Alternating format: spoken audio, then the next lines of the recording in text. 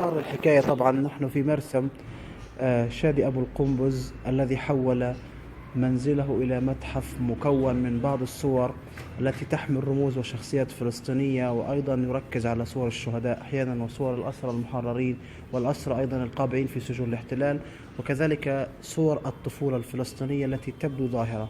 شادي يعطيك العافية أبو عبد الله، يعني في رسالة ماذا تريد أن توصل، وما هي الألوان المستخدمة والأنواع في هذه الرسومات، ولماذا تركز على صور الشهداء؟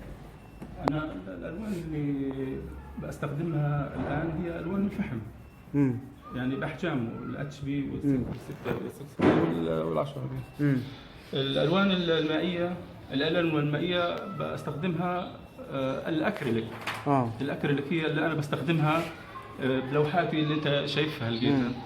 هذه صعبة المزج، ولكن بالمهارة وبالاستمرارية بنخرج ألوان ولوحات كما ترى. يعني التركيز اللي أنت طبعا أنا بركز على غالبية صور الشهداء، هم صور الخالدين فينا لأنهم هم الأكرم منا جميعا، وإحنا هذا أنا بركز على لوحات الشهداء كجزء من الوفاء لتضحياتهم الجسام، اللي احنا بنقعد العمر واحنا يعني نتغنى بتضحياتهم، وهذه يعني امانه في رقابنا على مدى الحياه.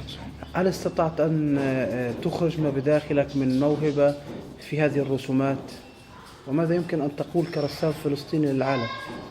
انا بالنسبه لي اللوحات اللي امامي هي تتعلق بالوفاء للشهداء القاده، الشهداء الأكرم منا جميعا، الشهداء اللي أبرزوا قضية فلسطين هي القضية الأكبر والأشمل، والأصل فينا أنه إحنا نجعلها بوصلة في حياتنا.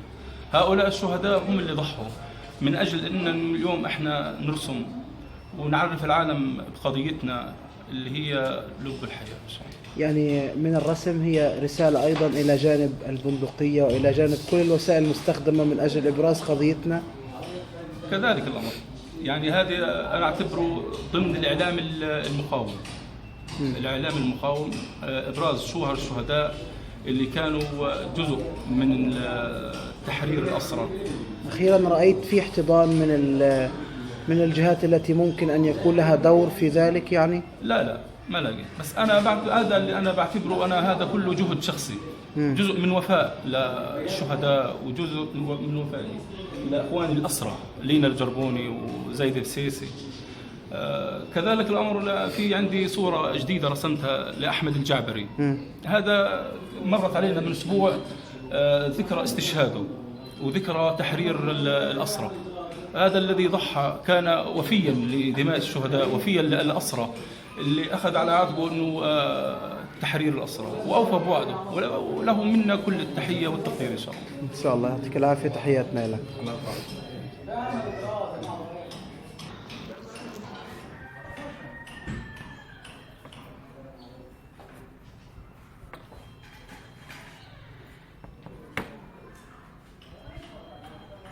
وصلنا